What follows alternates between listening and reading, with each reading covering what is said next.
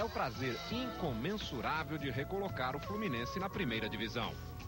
A bem da verdade, não tem sido uma tarefa fácil.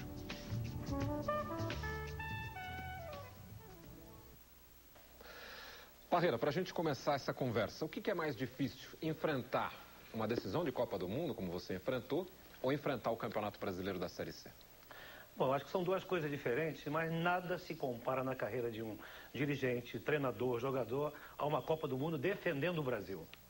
Eu já fui à Copa do Mundo com outras equipes. Com o Brasil é diferente, porque o Brasil sempre tem uma participação muito especial, sempre é favorito, é sempre muito cobrado, a responsabilidade é enorme. E a Série C, veja bem, também é um desafio interessante, diferente, uma coisa nova para mim, para o Fluminense, para os nossos jogadores. Espero que seja a primeira e última experiência. Mano. Tá certo. Soninha, por favor. Parreira, em 92, você deu uma entrevista para o Jornal o Globo, em que você lamentava as disputas políticas no futebol brasileiro, o caos administrativo, os estádios vazios, o calendário que não deixava tempo para treinos táticos com as equipes, para os jogadores se recuperarem fisicamente. Você acha que 7 anos depois, alguma coisa melhorou? Pouca coisa. Acho que o calendário continua sendo um problema muito sério. Nós temos competições demais para pouco espaço, muitos jogos. O calendário não é bem equacionado. Nós temos os campeonatos regionais que são importantes, tiveram uma fase fundamental na história do futebol brasileiro, mas hoje não devem ser priorizados. A grande competição do nosso futebol é, sem dúvida alguma, no momento, o campeonato nacional, o campeonato brasileiro, que envolve todo o país, envolve as melhores equipes, as torcidas. Com certeza, todos vocês, todos nós, treinadores, jogadores, temos o maior prazer em participar. Então, o calendário continua sendo um problema.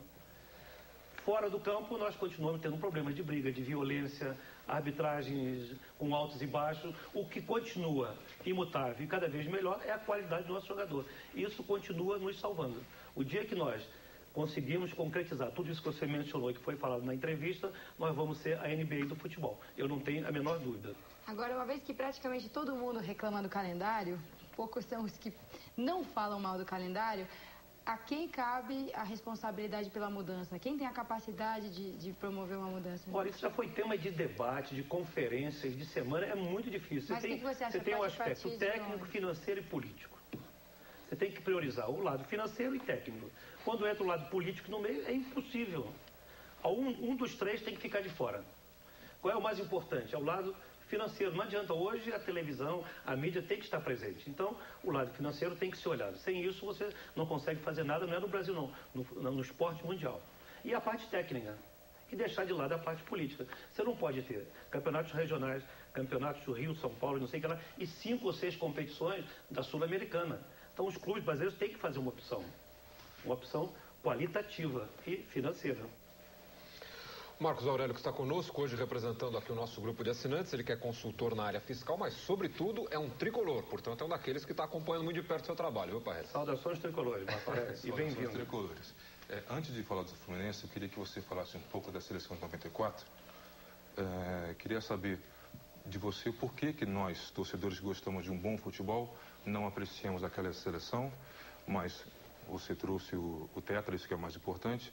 E dentro disso, qual seria o seu esquema tático ideal para a seleção e se isso é diferente para o clube? O treinador sempre faz o esquema tático em função dos jogadores.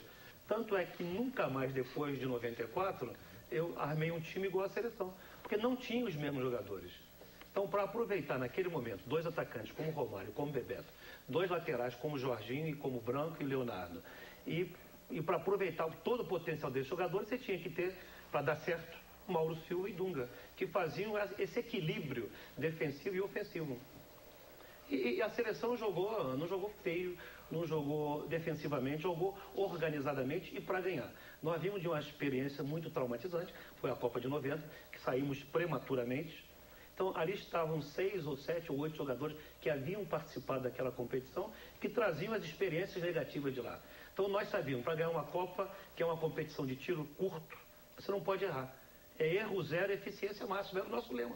Então, aquele time jogou de uma maneira calculada, fria, aproveitando. Tivemos chances, média excelente. O Muracy fez o scout, a seleção teve uma média, não é de chutes a gol, foram 19 por partida. 6 oportunidades de gols em cada jogo. jogo contra os Estados Unidos, um jogo dramático foi o resultado 1-0. 4 ou 5 chances de gol. Contra a Suécia, 1-0. 4 ou 5 oportunidades. Então o Brasil jogou para ganhar. E ganhou, e acho que merecidamente. Foi o time que mais pontos fez, o time que não perdeu. O importante era ganhar e nós cumprimos a missão. Paulo Calçade. Durante muito tempo, com aquela coisa no futebol brasileiro, do teórico e do prático, que eu particularmente acho uma grande bobagem. Hoje eu prefiro talvez um teórico com conhecimento do que um prático por ter apenas jogado futebol. Isso te incomodou até que ponto? Porque você virou, da mesma maneira que teve a era Dunga, teve a era Parreira do teórico. Quer dizer, até que ponto isso te incomodou? Nunca me incomodou 1 milímetro. Porque eu nunca pensei em ser técnico na minha vida. Então, veja bem, foi uma coisa natural na minha carreira. Quando você briga e quer, você tem muita dificuldade. Eu nunca pensei na minha vida em ser técnico de futebol. O que eu queria, como um cara quer ser médico, engenheiro, advogado, contador, professor, eu queria ser preparador físico. Então, eu, quando terminei naquela época, era científico, eu quero ser preparador físico. Então, o meu ideal era ser um preparador físico. E, graças a Deus, eu fui muito bem sucedido. Eu sou um profissional realizado, entre aspas, porque na minha profissão eu fui campeão do mundo. E depois, como treinador, eu fui guindado a isso naturalmente. Por quê? Porque eu tive a sorte de, quando eu fui para Gana, enviado pelo Itamaraty, terminado o meu contrato, que foram de 10 meses só, eu fiz contatos com a Federação Alemã e a Inglesa e fui fazer estágios de curso lá. Então, vi a importância que os europeus davam no treinamento físico com a bola, com a presença da bola. Coisa que não se fazia no Brasil. Quando eu cheguei aqui no Brasil, eu fiquei abismado.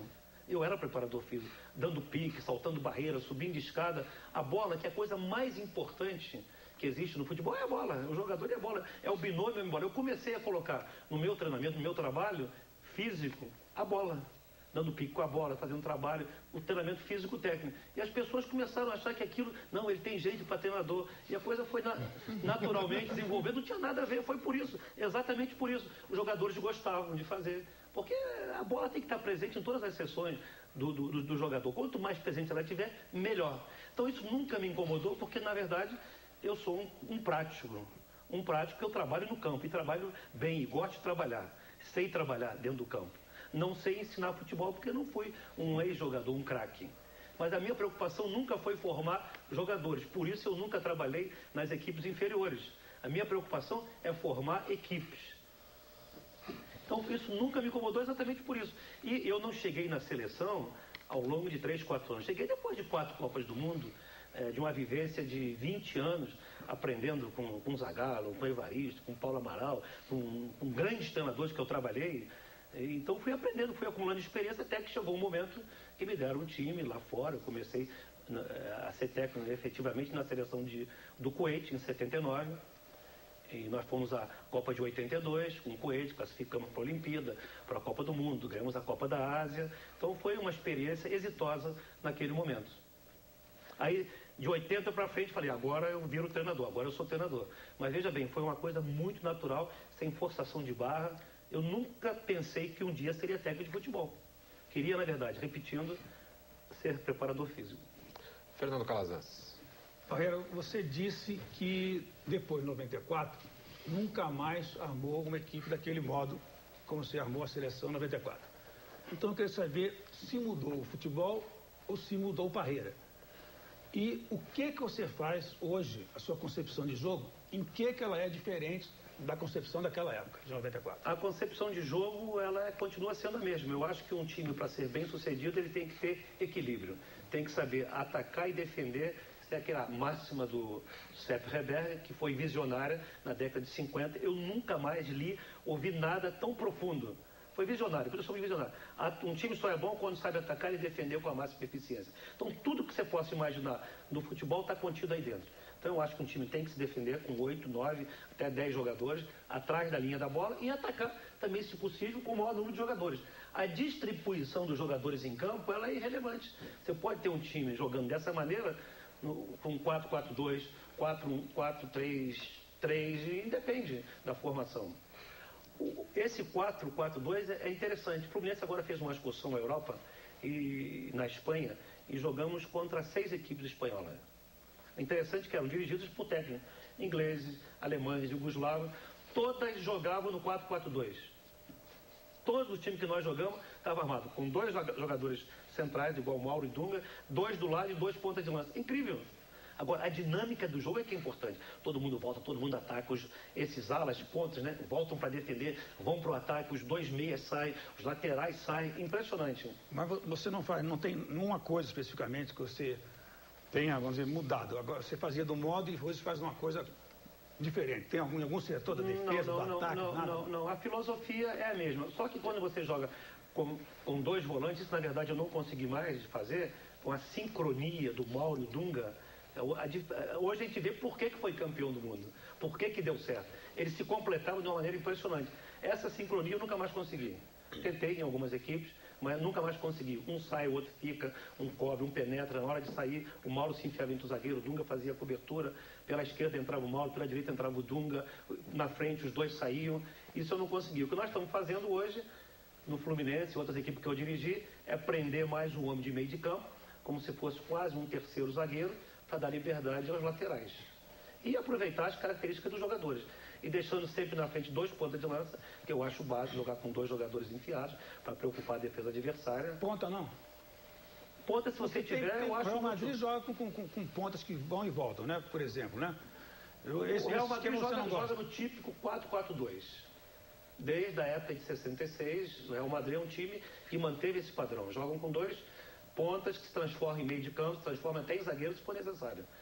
Quem joga com 2 pontas é uma tradição do futebol holandês, é o Barcelona, é a seleção holandesa que jogam com 2 pontas, um ponta de lança, 3 meio de campo chegando, e por assim que eles foram bicampeões espanhóis, que era o Rivaldo na esquerda, o Figo na direita, o Anderson no meio, o Luiz Henrique e o Giovani entrando, o Celades ali atrás e os 4 zagueiros.